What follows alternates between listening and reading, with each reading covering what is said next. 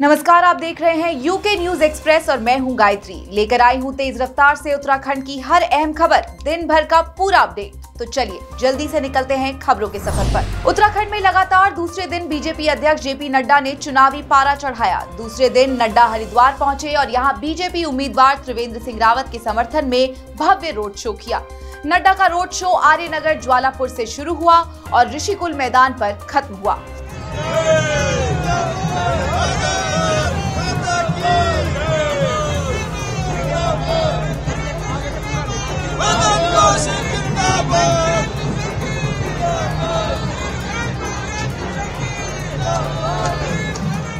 इस दौरान बीजेपी कार्यकर्ताओं ने रोड शो का स्वागत किया। बड़ी संख्या में महिलाएं भी शामिल हुई।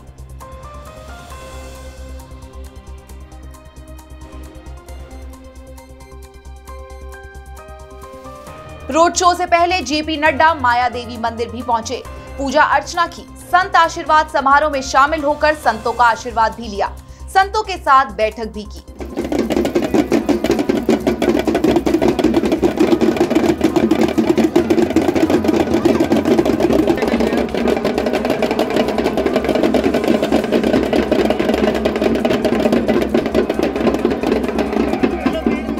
संतों के समारोह से नड्डा ने विरोधियों पर निशाना भी खूब साधा। कुछ लोग धर्म का उपयोग चुनावी समय में किया करते हैं। वो कभी मंदिर नहीं जाते, लेकिन चुनाव के समय मंदिरों के दर्शन करते हैं। जनेऊ पहन करके दिखाते हैं कि मैं भी जनेऊ पहनता हूं। ये मालूम नहीं कि जनेऊ इधर से पहना जाता है या इधर से पहना जाता है। आरती करते समय मालूम नहीं कि ऐसे घुमाई जाती है या ऐसे घुमाई जाती है। लेकिन ये ऐसे लोग हैं जो धर्म का उपयोग करने का प्रयास करते हैं। लेकिन आपकी सात्विक शक्तियां हमेशा मोदी जी को और ताकत देती हैं और यशस्वी बनाने का काम करती हैं। हरिद्वार में रोड शो के बाद बीजेपी अध्यक्ष जेपी नड्डा ने ऋषिकुल मैदान में आयोजित बूथ कार्यकर्ताओं के त्रिदेव सम्मेलन को संबोधित किया। नड्डा ने कार्यकर्ताओं में जोश भरा, जनता से त्रिवेंद्र सिंह रावत को भारी मतों से विजयी बनाने की अपील की।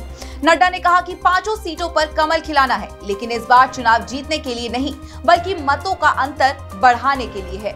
19 तारीख को कमल का बटन दबाकर त्रिवेंद्र रावत को दिल्ली भेजना है और मोदी जी के हाथ में दूध करना है। उत्तराखंड में बीजेपी के सभी पदाधिकारी पन्ना प्रमुख के रूप में जाएंगे जनता के बीच।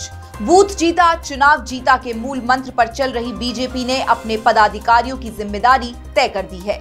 प्रदेश अध्यक्ष महेंद्र भट्ट ने कहा कि राज्य के सभी 11,729 बूथों पर पन्ना प्रमुखों की नियुक्ति कर दी गई है। प्रांत से लेकर बूथ स्तर तक के पदाधिकारी को पन्ना प्रमुख बनाया गया है। ये पदाधिकारी वोट डालने पहुंचे नागरिकों की हर तरह से मदद करेंगे। हमारे बूथ के जो पन्ना प्रमुख हैं उनके साथ बैठक करने वाले हैं। हर व्यक्ति को पन्ना प्रमुख बनना है। मैंने भी आज अपने सोशल मीडिया में डाल दिया है, मैं भी अपने बूथ का पन्ना प्रमुख का ऐसा है कि मेरे पे 30 वोट है, 7 घर है। 7 घरों का बूथ पोलिंग के दिन पोलिंग स्टेशन तक आ जाए, इसकी रणनीति हमको तय करनी है।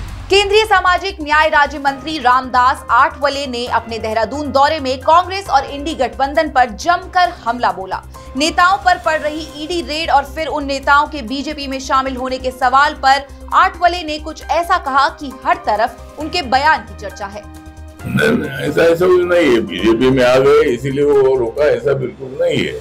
तो बीजेपी में जिनके ऊपर आरोप है, लेकिन वो आरोप अभी तक सिद्ध नहीं हुआ है।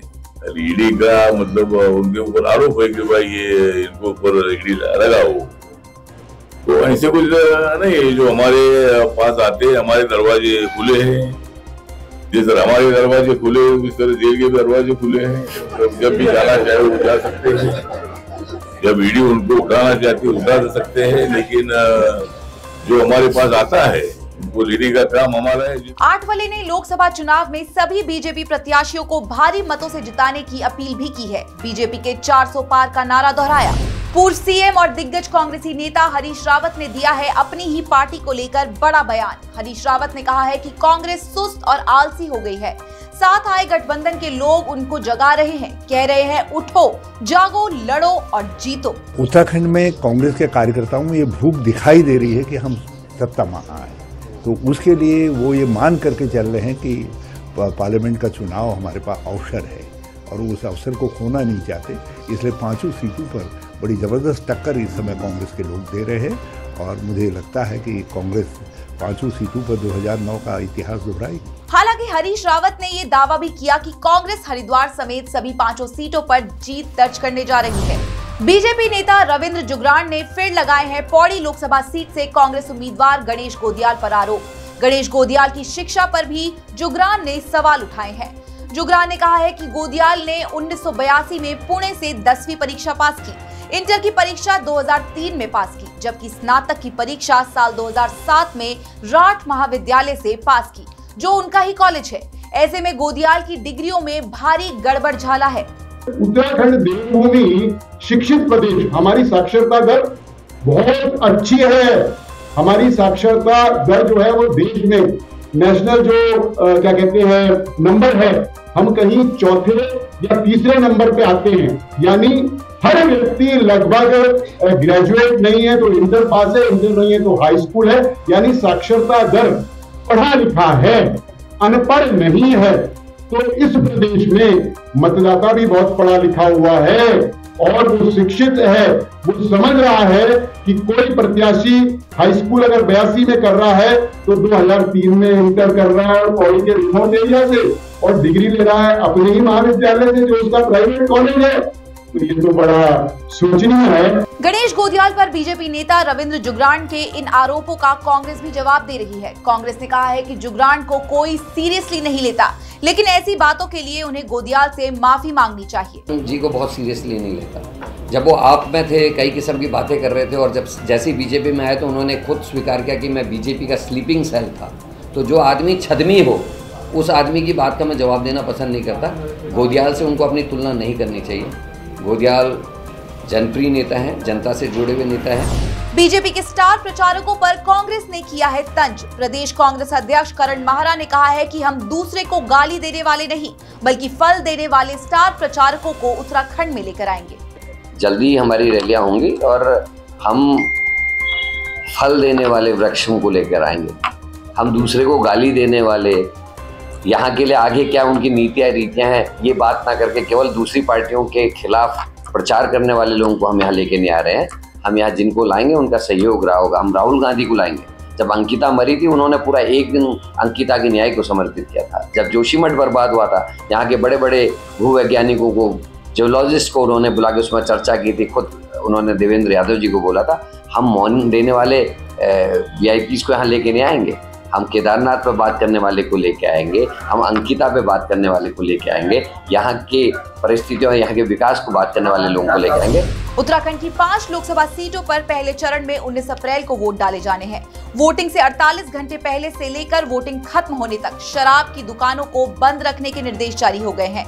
यानी 17 अप्रैल से 19 अप्रैल तक 3 दिन प्रदेश में ड्राई डे रहेगा और शराब की दुकानें पूरी तरह बंद रहेंगी। इस दौरान किसी भी होटल, रेस्टोरेंट, बार, दुकान आदि में भी शराब और अन्य मादक पदार्थ की बिक्री नहीं होगी। रिजल्ट वाले दिन यानी कि 4 जून को भी शराब की दुकानें बंद रखी जाएगी। उत्तराखंड के पौड़ी का सपूत लद्दाख में देश की रक्षा करते हुए हुआ शहीद। पौड़ी के संजय रावत सेना में रहते हुए पिछले 13 साल से देश की सेवा कर रहे थे। संजय 14 गढ़वाल राइफल्स का हिस्सा थे और उनकी तैनाती लेह लद्दाख में थी। 3 अप्रैल को जब संजय ड्यूटी पर थे तो उन्हें हार्ट अटैक आया और उनके प्राण चले गए। संजय के निधन से पौड़ी के कुसली गांव में रहने वाला उनका परिवार और पूरा गांव शोक में डूबा हुआ है। संजय का पार्थिव शरीर गांव आया तो गार्ड ऑफ ऑनर देकर उन्हें अलकनंदा घाट पर नम आंखों से विदाई दी गई।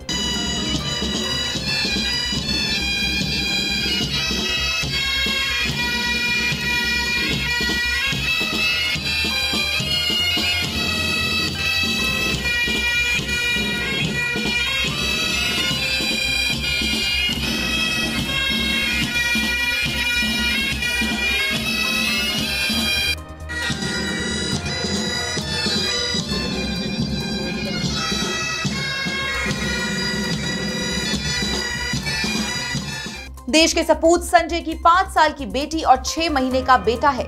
संजय के पिता राजेंद्र भी सेना में लांस नायक रहते हुए देश की सेवा कर चुके हैं, जबकि छोटा भाई भी सेना में है। हरिद्वार में हर की पैड़ी से 3 साल की बच्ची कर ली गई किडनैप। यूपी के संभल का परिवार 3 साल की अपनी बेटी के साथ गंगा स्नान के लिए हरिद्वार आया था। हर की पैड़ी पर सब स्नान कर रहे थे, तभी बच्ची गायब हो गई। परिवार ने हर जगह तलाशा पर बच्ची नहीं मिली। इसके बाद परिवार ने पुलिस में शिकायत दर्ज कराई। पुलिस ने छानबीन की और इलाके के सीसीटीवी फुटेज खंगाले तो उसमें एक अधेड़ शख्स बच्ची को कंधे पर बिठाकर ले जाता दिखा। पुलिस किडनैपिंग का मामला दर्ज कर आरोपी की तलाश में जुटी है। पहाड़ों में मौसम ने फिर बदला है मिजाज। केदारनाथ और बद्रीनाथ में बर्फबारी हो रही है। बद्रीनाथ में तो 3 फीट तक बर्फ जम गई है, जबकि यमुनोत्री धाम में आंधी तूफान के साथ बारिश का सिलसिला चल रहा है। मौसम के अचानक रंग बदलने से पहाड़ी इलाकों में सड़कों की मरम्मत और सफाई का काम प्रभावित हो रहा है। उत्तराखंड के 4 धाम यात्रा अगले महीने से शुरू होने जा रही थी। ऐसे में मौसम की वजह से तैयारियों पर असर पड़ने से प्रशासन की चिंता बढ़ गई है। गर्मी में जंगलों के वन्य जीवों की प्यास बुझाना वन विभाग के लिए हमेशा चुनौती रहती है, लेकिन वन विभाग इस बार तकनीक की मदद से भी वन्य जीवों की प्यास बुझाएगा। हल्द्वानी के पास तराई पूर्वी वन प्रभाग क्षेत्र के जंगलों में बने वाटर होल टैंकरों के जरिए बढ़ने की बजाय अब सोलर पैनल से चलने वाले ट्यूबवेल से भरे जाएंगे। इससे वाटर होल हमेशा पानी से लबालब रहेंगे। पहले चरण में वन विभाग जंगलों के 3 बड़े वाटर होल क्षेत्र में सोलर पैनल वाटर ट्यूबवेल लगाने जा रहा है। गुजरात टाइटंस के नंबर 1 क्रिकेटर बने शुभमन गिल। होम ग्राउंड में शुभमन ने वो कमाल कर दिखाया जो हार्दिक पांड्या कभी नहीं कर सके। शुभमन गिल ने गुजरात टाइटंस बनाम पंजाब किंग्स के मैच में इतिहास रच दिया। नरेंद्र मोदी स्टेडियम में गिल का बल्ला जमकर गरजा। उन्होंने नाबाद 79 रन की पारी खेली और एक बड़ा मुकाम हासिल किया। गुजरात टाइटंस के लिए कप्तान शुभमन गिल 1500 रन बनाने वाले पहले क्रिकेटर बने। उनसे पहले गुजरात के लिए आज तक कोई भी क्रिकेटर ये कारनामा नहीं कर सका। बॉलीवुड एक्ट्रेस और नेशनल क्रश कही जाने वाली रश्मिका मंदाना के बर्थडे पर मेकर्स ने शेयर किया पुष्पा 2 से उनका first look. Pushpa 2 the rule साल 2021 में super duper hit film Pushpa का दूसरा पार्ट है, जिसमें सुपरस्टार अल्लू अर्जुन के साथ रश्मिका ने दमदार रोल निभाया था। रश्मिका अल्लू की पत्नी श्रीवल्ली बनी थी। पार्ट 2 में भी रश्मिका है और सामने आया है नया पोस्टर श्रीवल्ली का फर्स्ट लुक। 8 अप्रैल को पुष्पा 2 का टीजर रिलीज होगा। फिल्म 15 अगस्त को रिलीज होने वाली है। यूके न्यूज एक्सप्रेस में खबरों का सफर अभी बस यहीं तक। उत्तराखंड की अहम खबरों को जानने के लिए आप जुड़े रहिए श्रेष्ठ उत्तराखंड के साथ।